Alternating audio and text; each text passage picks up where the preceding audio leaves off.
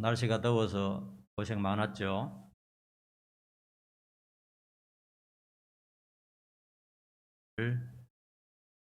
위로받고 치료받고 새로워지는 시간 되기를 간절히 축원합니다.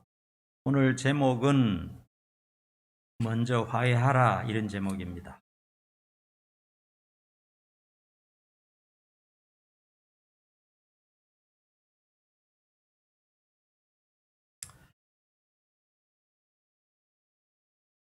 한번 따라합시다. 내가 먼저 화해하겠나이다.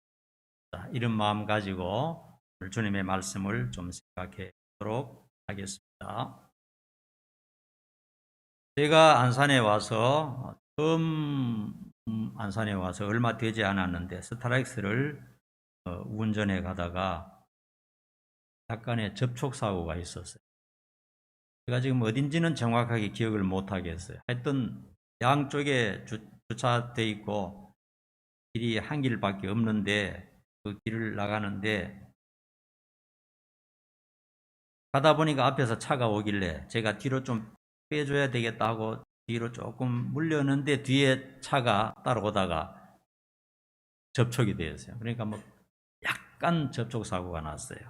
그래서 내려가 보니까 젊은 사람인데 보니까 이 옛날에 뭐 코란도 있잖아요. 2인승 타는 코란도 앞에 이렇게 쇳덩어리로 이렇게 앞에 이렇게 보강해 놓은 그거 있는데 보니까 우리 스타렉스는 약하니까 좀 찌그러졌는데 그 차는 그 보강대 밴드 정도밖에 안 바꿔졌어요. 그래서 내가 얘기했죠. 서로가 조금씩 잘못했으니까 자기 차 자기가 책임지도록 하자. 그러니까 그 친구가 20대 초반이었어요. 23살인가 그런데 안 된다는 겁니다. 5만 원 내놓으라 그러는 거예요. 5만 원 달라는 거예요.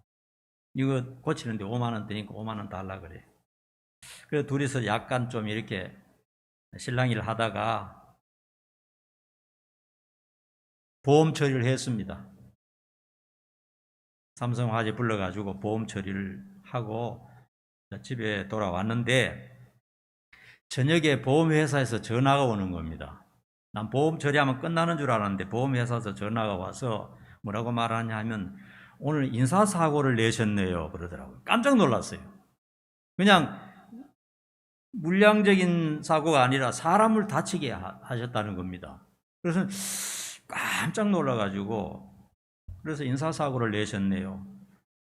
다친 분이 몸을 다쳐서 병원에 입원해야겠다고 하는데 어떻게 할까요? 묻더라고요. 묻는가 봐요. 난 그런 걸 처음 봤어요.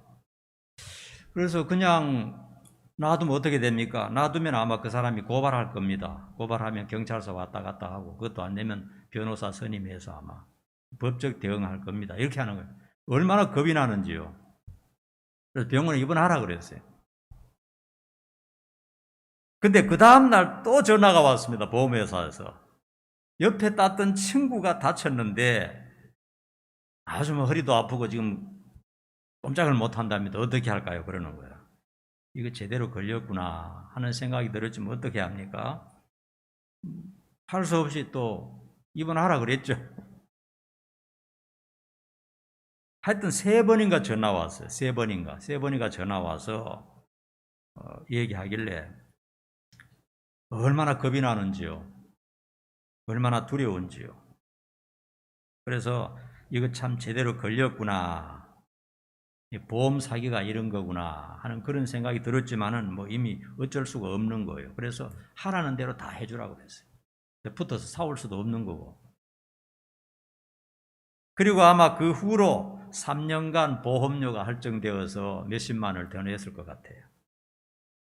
그때 주님의 말씀이 지금까지 잊어지지 않습니다. 고발자와 함께 길에 있을 때 급히 사화하라.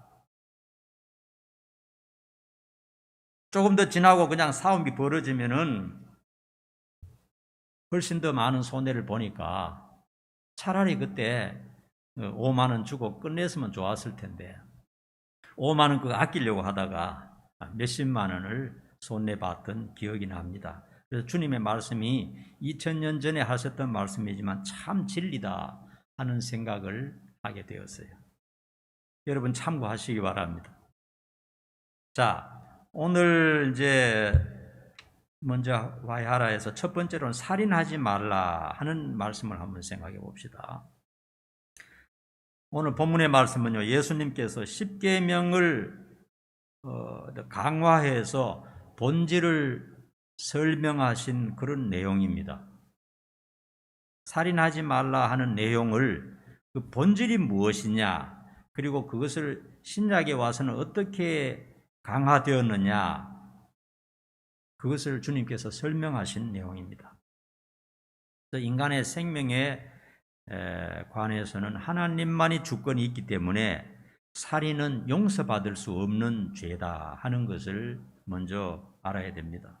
자, 본문에 살펴보면요, 살인은 직접적인 살인이 있고 간접적인 살인이 있는 것으로 나옵니다. 첫 번째 직접적인 살인은 실제로 사람을 죽이는 행위입니다. 우발적인 살인도 있겠지만 대부분 살인은 고의적이고 분노로 가득 찬 마음의 산물입니다.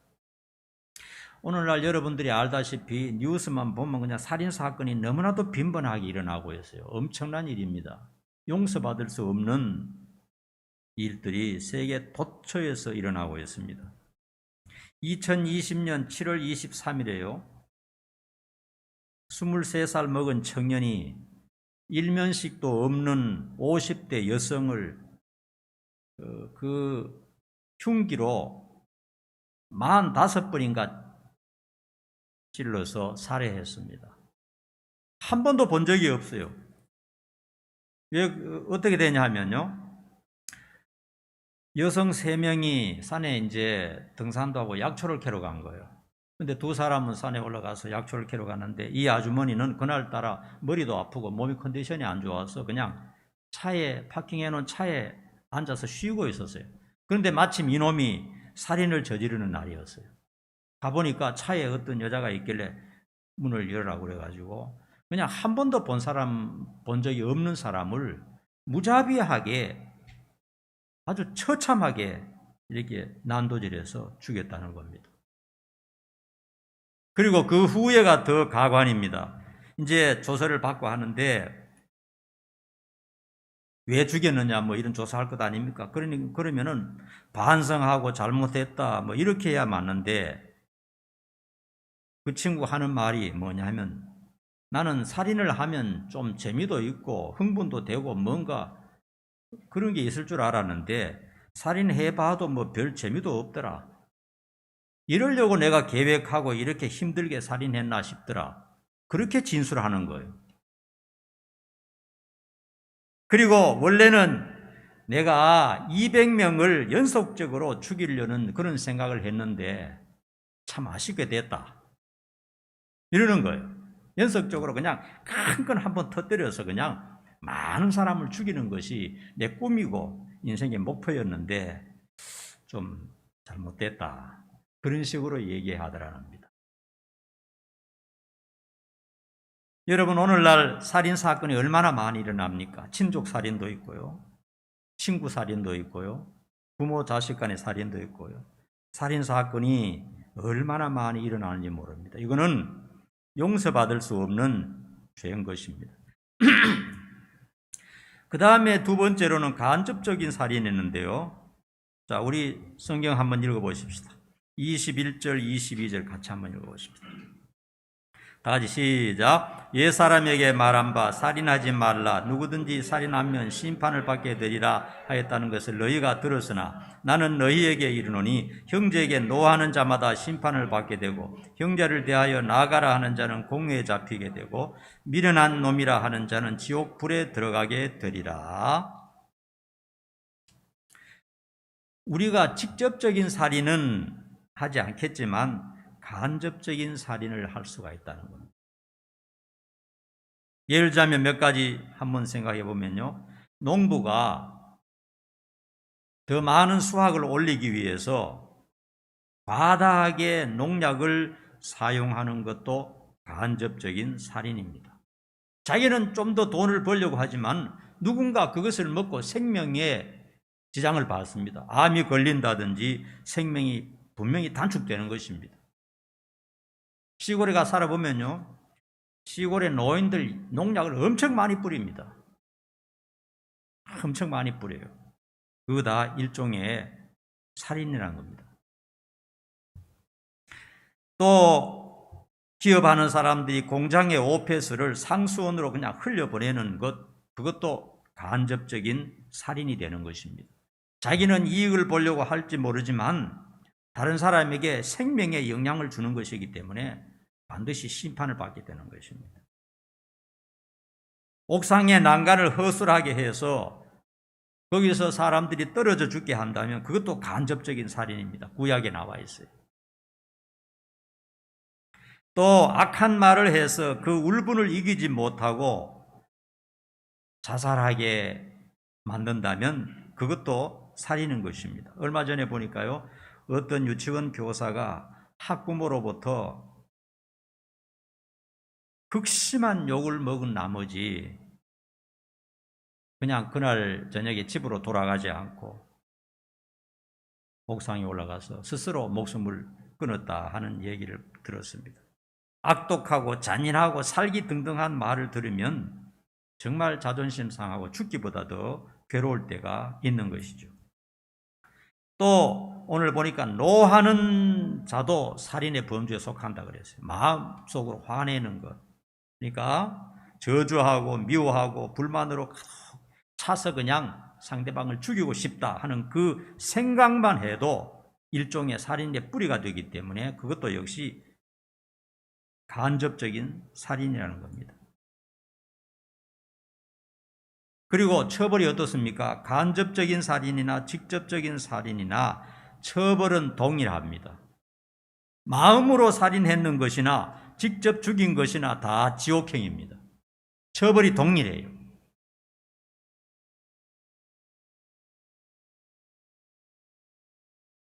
우리 예수 믿는 사람들은 이런 문제에 대해서 좀 더 세심하게 살펴볼 필요가 있습니다. 자, 그러면 해결책은 없는가 하는 것입니다. 해결책에 대해서 한번 살펴봅시다. 마음으로 미워한 것도, 마음으로 살인한 것도 일종의 간접살인인데요. 이것은 회개가 비교적 간단합니다. 자기 마음을 바꾸어서 혼자서 회개하면 됩니다. 왜냐하면 상대방에게 영향을 끼치지 않았기 때문에 자기 마음에서 하나님 앞에 죄 지은 것이기 때문에 자기 마음을 고쳐먹고 하나님의 자녀인 내가 이러면 안 되지, 그런 마음을 가지고 회개하면은 회개가 간단하게 끝나는 거죠. 용서받는 겁니다. 사람이 살다 보면요, 미워할 수 있습니다. 원망할 수 있습니다. 죽이고 싶은 마음이 생길 수가 있어요. 그것도 집 안에서 그런 일이 많이 일어납니다. 집 안에서요. 그러나 예수 믿는 사람은 대부분 조금 있으면 반성하고 회개하는 것이죠. 그 다음에 말로 한 것은 어떻게 되냐? 말로 한 것은 회개와 더불어 상대방에게 사과를 정중하게 해서 용서를 받아야 됩니다.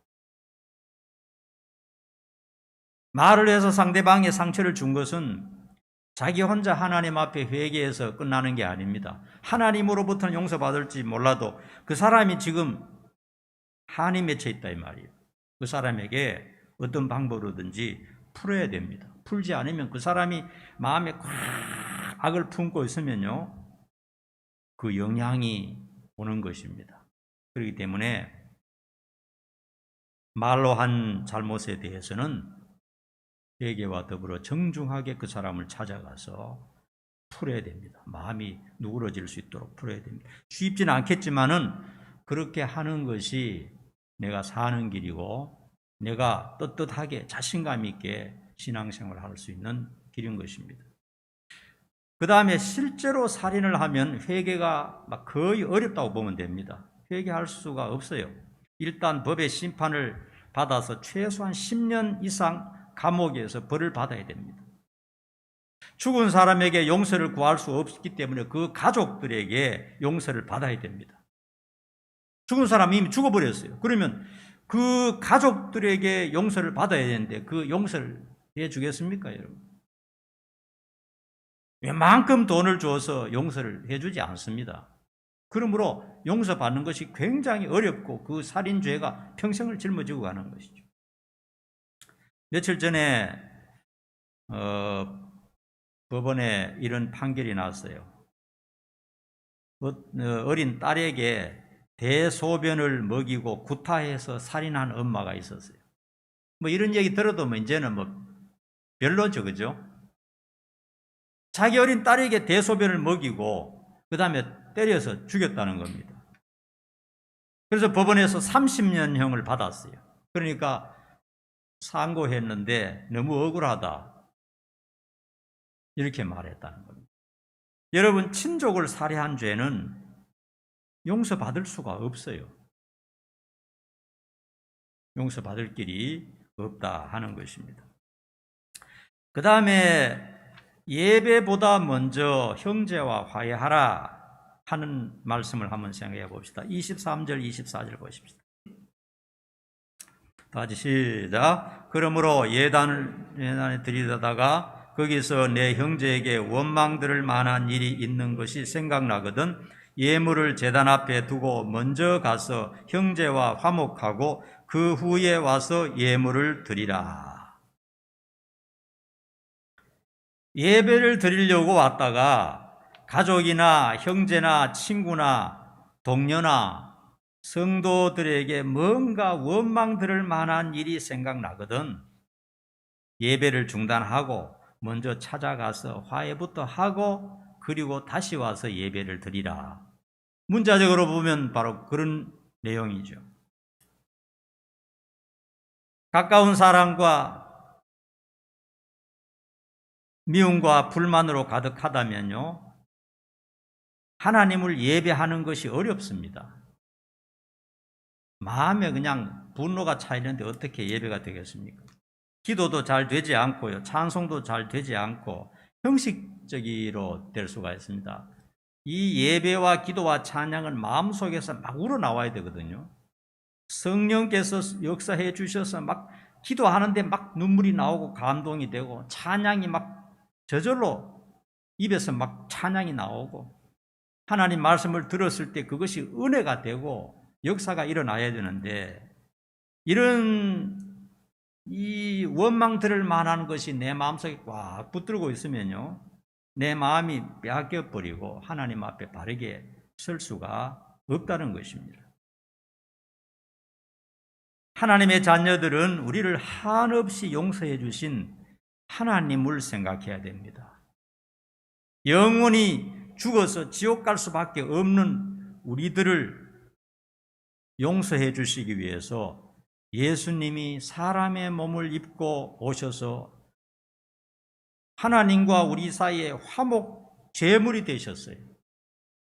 예수님이 십자가에서 피 흘리시고 돌아가신 이유는 우리와 하나님과 원수관계가 되어버렸는데 그 원수관계를 해결하고 화목시키기 위해서 예수님께서 그렇게 하셨거든요. 예수님은 화목 제물이다 이겁니다.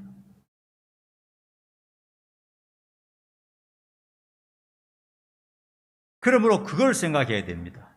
그리고 예수님이 인간이 되셔서 십자가에서 피 흘리고 우리 대신 돌아가시게 한 그 사실은 하나님이 그렇게 시켰어요.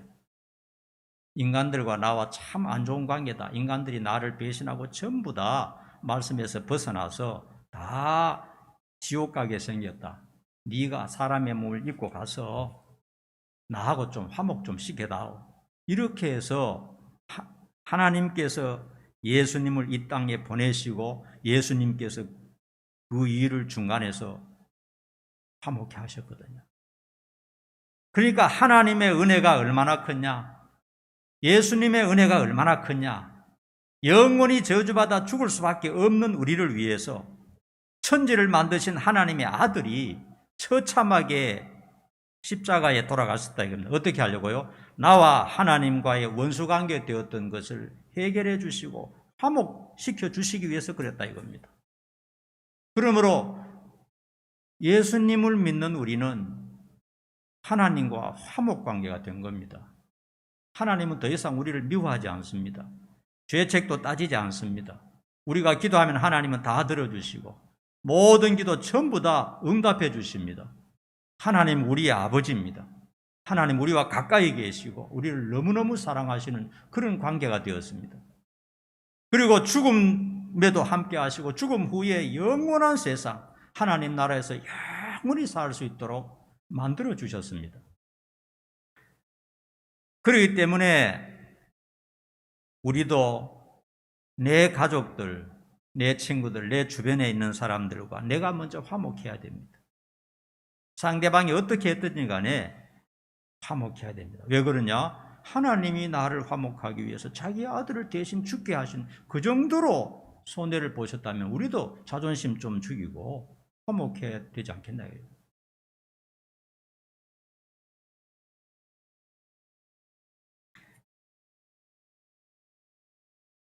하나님의 자녀들은 속에 성령님이 계십니다. 그래서 양심이 민감해졌어요. 둔감하지가 않습니다. 죄책감이 있으면 신앙생활이 성장이 되지 않아요. 이 죄책감을 떨쳐버리기 위해서 나하고 이렇게 사이가 안 좋은 사람을 가지고 있으면 안 됩니다. 무조건 내가 살기 위해서 무조건 풀어야 됩니다. 특별히 가까이 있는 사람, 가족들과 친구가 늘 가까이 있는 사람, 한 교회에서 신앙생활하는 사람, 너 잘 때나 나 잘 때나 한번 보자, 이런 식으로 해서는 내가 손해보는 것입니다. 어떤 때는 화해하고 싶어도 용기나 자신감이 잘 나지 않습니다. 그러나 기도하면서 화해할 수 있는 기회를 찾아야 돼요. 그대로 계속 갈 수는 없잖아요. 때로는 말 한마디면 화해가 될 수가 있어요. 어떤 때는 커피 한 잔 나누면서도 그냥 화해가 돼버려요. 20년 동안 다 서로 미워하고 있었는데 차 한 잔 나누면서 그냥 얘기 한번 하니까 그게 아무것도 아니었던 것을 깨달을 때가 굉장히 많습니다. 조그마한 자존심을 꽉 메고 옛날에 나에게 잘못했던 그 이해하지 못해가지고 꼬깃꼬깃 하고 있으면 내 인생이 비틀려 버린다는 겁니다. 음료수 한 캔으로도 화해할 수가 있어요. 먼저 손 내밀면 기회가 있습니다. 일단 하나님 앞에 충분히 기도하고 하나님이 도와주십니다. 진정 화해할 마음만 있다면 하나님께서 도와주시는 것입니다. 부모와 자식 간 서로 미워하고 한 맺힌 상태로 그냥 살면 안 됩니다. 가장 문제가 심각한 게 뭐냐면 부부관계거든요. 부부관계. 서로 미워하고 그냥 엉어리져 있는 거, 그렇게 있을 때가 있대요.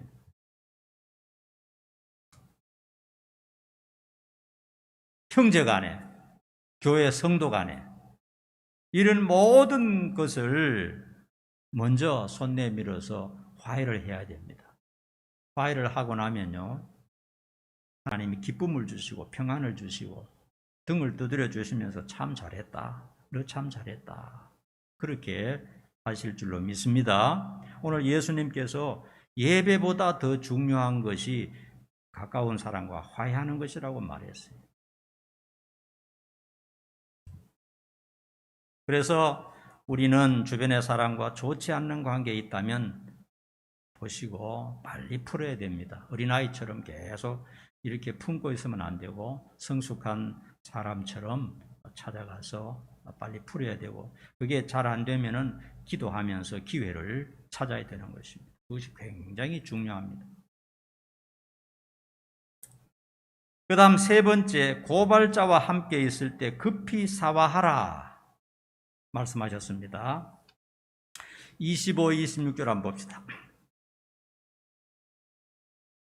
시작. 너를 고발하는 자와 함께 길에 있을 때에 급히 사과하라. 그 고발하는 자가 너를 재판관에게 내어주고 재판관이 옥리에게 내어주어 옥에 가둘까 염려하라. 진실로 내게 이르노니 내가 한 푼이라도 남김이 없이 다 갚기 전에는 결코 거기서 나오지 못하리라. 서두에서도 말씀드렸듯이 싸움이나 시비가 붙으면 되도록 커지기 전에 화해하는 것이 더 좋아요.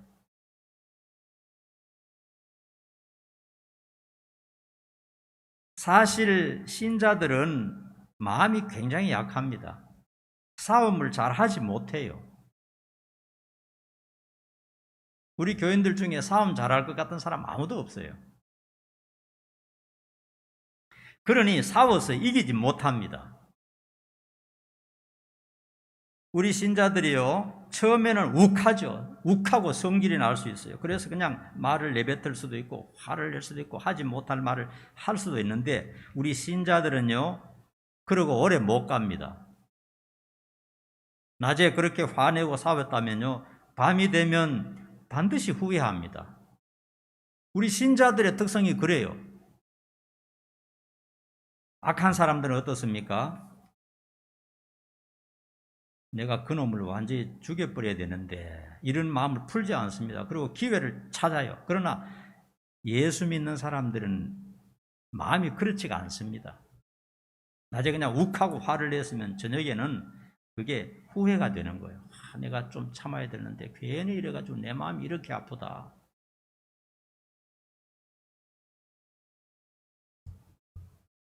왜냐하면 예수 믿는 사람은 그 안에 성령님이 계십니다. 성령님이 계시기 때문에 양심이 살아있거든요. 양심이 민감해졌기 때문에 죄를 짓고는 못 살아요. 화를 내고는 못 삽니다.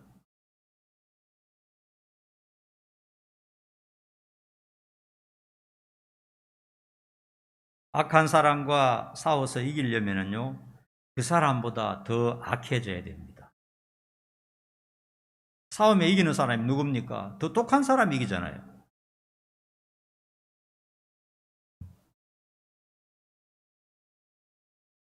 그리고 싸움이 격해지면 법정 다툼이 시작됩니다. 법정 다툼이 시작되면요, 그때는 모든 것을 다 동원합니다.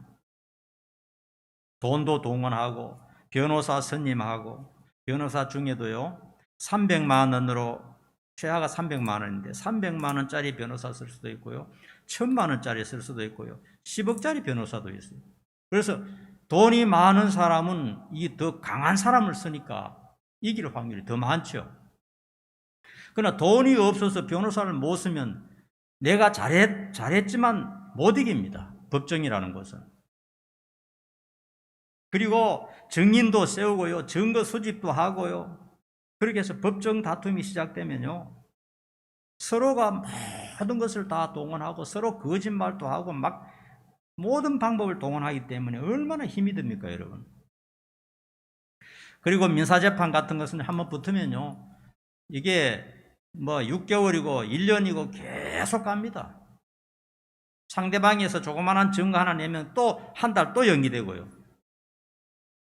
그다음 피고 쪽에서 또 한 가지 증인을 하면 또 한 달 연기되고요. 계속 그렇게 해서 어떻게 되겠습니까? 모든 에너지가 다 빠지고 돈이 다 날아가고요.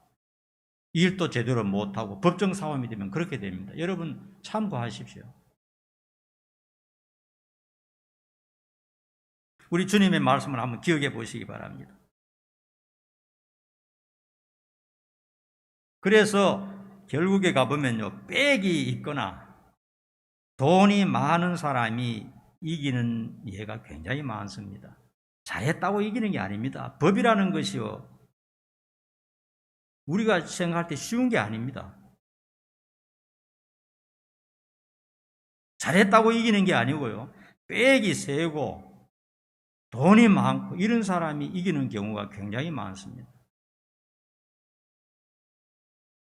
여러분 현대 자동차 타다가 이거 그냥 탁 나가는 걸 뭐라 그러죠? 급발진이라 그러죠. 급발진이 많거든요. 그러나 급발진 고발해서 이길 수 있는 사람이 아무도 없습니다. 그쪽에 법무팀들이 워낙 강하기 때문에 어떤 사람도 이기지 못합니다. 그렇기 때문에 아예 상대를 안 하는 거죠.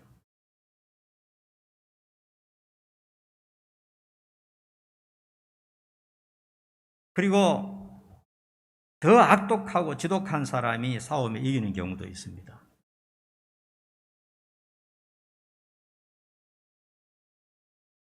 어떤 사람 전에 보니까요, 담당 판사를 찾아가서 협박을 하는 겁니다. 조폭 같은 사람은요.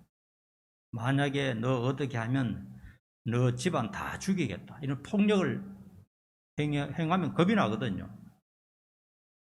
그렇기 때문에 더 악독한 사람 앞에서는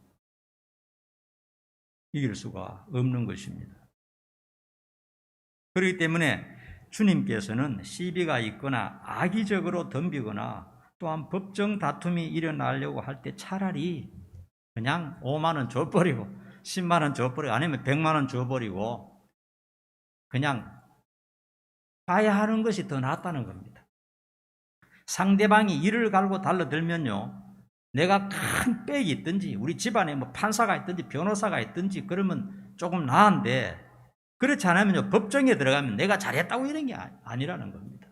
그렇기 때문에 상대방하고 잘 의논해서 그냥 싸우려고 하지 말고 그냥 조금 손해보는 것이 낫다, 그 말씀을 주님께서 하시는 것입니다. 오늘 말씀의 결론 한번 내려봅시다. 우리는 평화의 주님을 믿고 있습니다. 우리가 믿는 예수님은 평화의 주님이시죠. 그리고 우리는 그의 제자들입니다. 그 사실을 기억해야 됩니다. 우리는 싸우려고 이 세상에 사는 게 아닙니다. 주님께서는 하나님과 원수된 우리를 화해시켜 주시기 위해서 우리 대신해서 자기 목숨까지 내놓으셨어요. 그러므로 우리도 가족들과 형제와 성도들과 동료들과 싸우지 말아야 됩니다.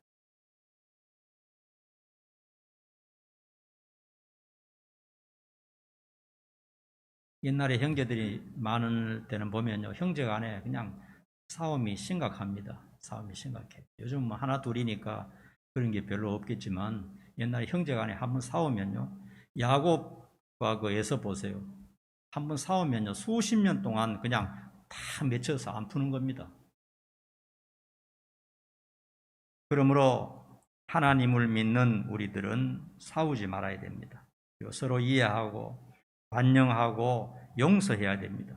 그리고 맺힌 것이 있다면 빨리 풀수록 좋습니다.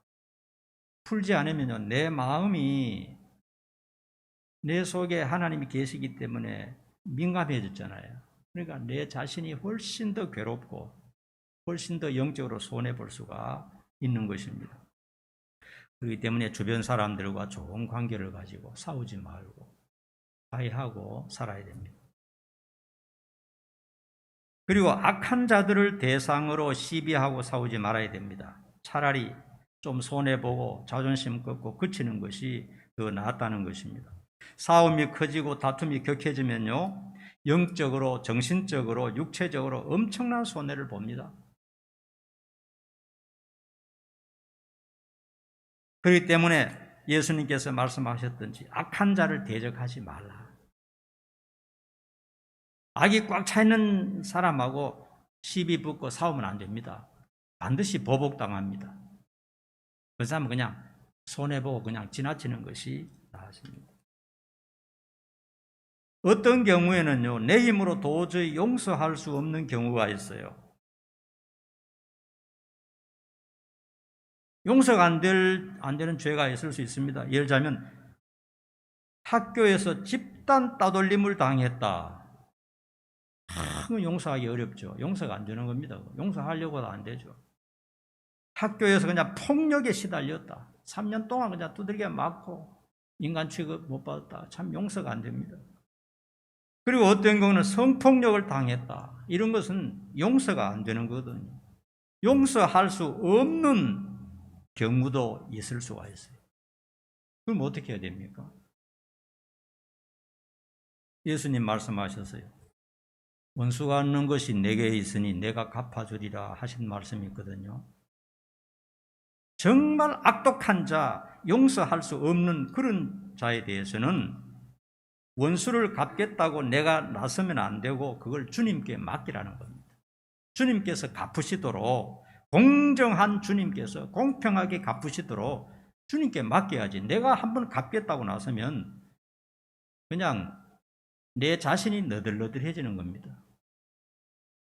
억울하고 답답하고 괴로운 심정이 있잖아요. 그것을 어떻게 해야 됩니까? 주님 앞에 가서 전부 다 고해 바쳐야 됩니다. 자기 마음에 있는 상태, 그 화나는 그 분노, 그 다음에 용서하지 못하는 그 울분, 그것을 하나님 앞에 전부 다 얘기해야 됩니다. 울면서. 그런 기도는요, 시편에 보면 굉장히 많습니다. 다윗이 뭐라고 기도합니까? 눈이 멀게 해 주십시오. 이빨이 부러지게 해 주십시오. 목이 부러지게. 엄청난 기도를 합니다. 그 상대방에 가서 그렇게 못하지만 하나님 앞에서는 소상히 다 얘기할 수 있습니다. 내 마음에 있는 울분과 분노와 그냥 욕하고 싶은 걸 하나님 앞에 다 얘기하는 겁니다. 아시겠죠? 하나님 정말 죽이고 싶습니다. 정말 그놈 죽었으면 좋겠습니다. 하나님 앞에는 다 얘기할 수 있어요. 그 사람의 갖고 싶은 모든 원수에 대한 한 맺힌 것을 하나님 앞에 가서 혼자 하세요. 다른 사람 듣는데 그렇게 하면 안 됩니다. 전에 제가 어떤 교회에서 목회를 하는데 어떤 분이 내 바로 뒤에서 기도하는데 하나님 저주를 퍼부어주세요 하니까 기가 막히더라고요. 저주를 퍼부어주셔서 다리가 부러지게 해주시고 교통사고 나 이렇게 하니까 참 민망하더라고요. 그렇게 하면 안 되고요. 그런 기도는 혼자서 해야 됩니다. 아무도 못 듣는데 혼자서 하나님 앞에 가서 하나님하고 단판을 지어야 돼요. 그럼 하나님은 다 들어주시는 겁니다. 다 들어주시는.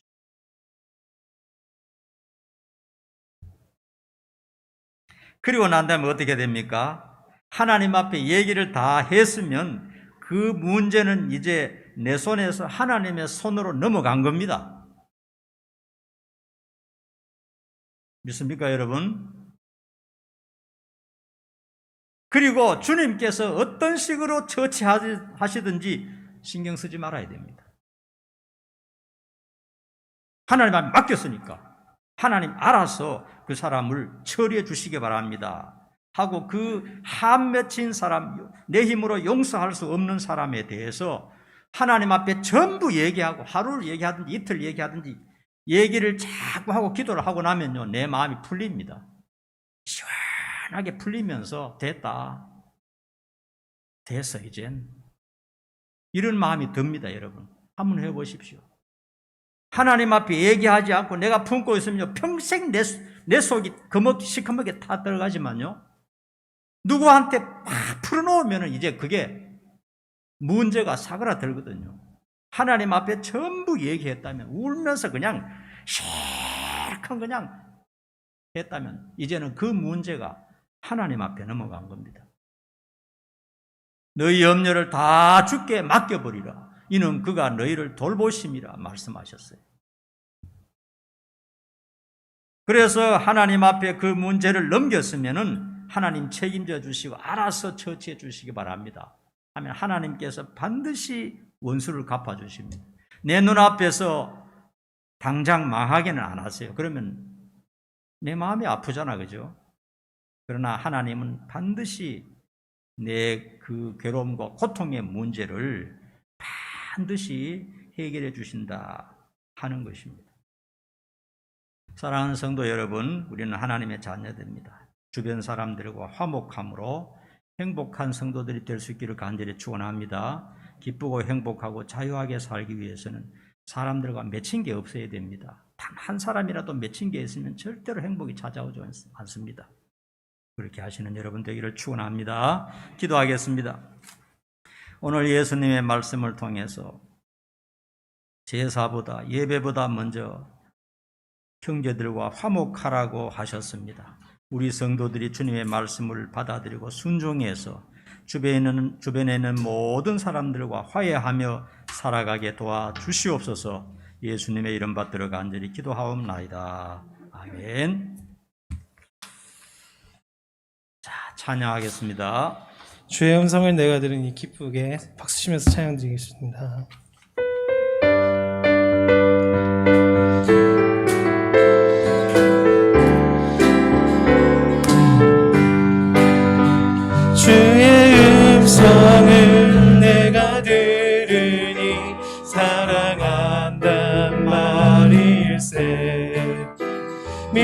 마음으로 주께 가오니 나를 영접하소서.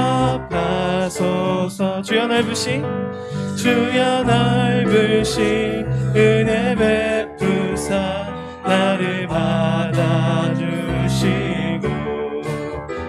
나의 품은 뜻 주의 뜻같이 되게 하여 주소서. 내가 매일 십자가 앞에 더 가까이 가오니 구세주의 흘린 보배 피로써 나를 정케 하소서.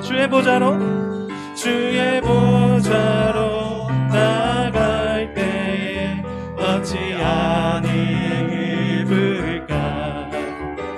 주의 얼굴을 항상 배우니 더욱 친근합니다. 우리 구주의 넓은 사랑을 증량할 자 없으며 주가 주시는 참된 기쁨도 헤아릴 수 없도다. 내가 매일 십자가 앞에 더 가까이 가오니 구세주의 흘린 보배 피로써 나를 정케 내가 매일 십자가 앞에 더 가까이 가오니 구세주의 흘린 보배 피로써 나를 정케 하소서. 기도하겠습니다. 하나님 앞에 귀한 헌금 드렸습니다. 주일헌금, 감사헌금, 11조헌금 구별해서 드렸사오니 하나님 기쁘게 받으시고 축복해 주시옵소서. 이제는 우리 주 예수 그리스도의 은혜와 하나님 아버지의 극진하신 사랑과 성령의 교통하심이 오늘 예배에 참여한 하나님의 자녀들 머리 위에 이제와 영원토록 함께 있을지어다. 아멘.